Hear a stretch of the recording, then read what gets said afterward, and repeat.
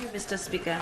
Today MPs have a chance to rid ourselves of this zombie government as it desperately tries to survive, stumbling forward with no purpose and no thought for the people it tramples over in its pursuit for self-preservation. Every day this government is in power, it continues to make people suffer.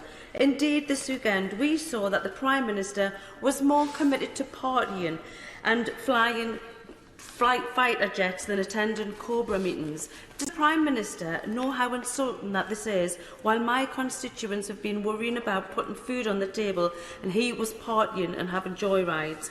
Meanwhile, the Home Secretary won't even show up to the Home Affairs Committee to answer crucial questions.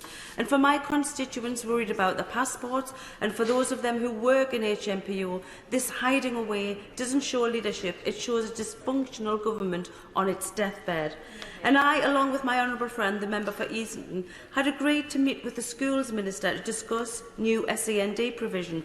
The next day, the department had no ministers at all. The people of this country have been abandoned, forgotten as the Conservative Party fights amongst itself. And I'm guessing the reason that Labour couldn't debate the motion of no confidence is that the Prime Minister is scared. He's scared of his record being criticised. He's scared of the party telling people what they actually think of him. And he's scared of any real scrutiny at all. They campaigned on a promise to level up the North East, yet we now have the highest rate of child poverty anywhere in the UK. This is levelling down and it's criminal. The government was shamed into U-turning on backing free school meals in term times, into U-turning on dumping sewage into the rivers, doing a U-turn and finally bringing in Labour's windfall tax policy to help people with the cost of living. The public are not fools and they no longer have confidence in this shambolic government. While the Tories have U-turned so much that the front bench must be dizzy, the country has turned away from this toxic, corrupt Conservative Party. And the frightful four jostling for power know it, as they have ruled out any early election.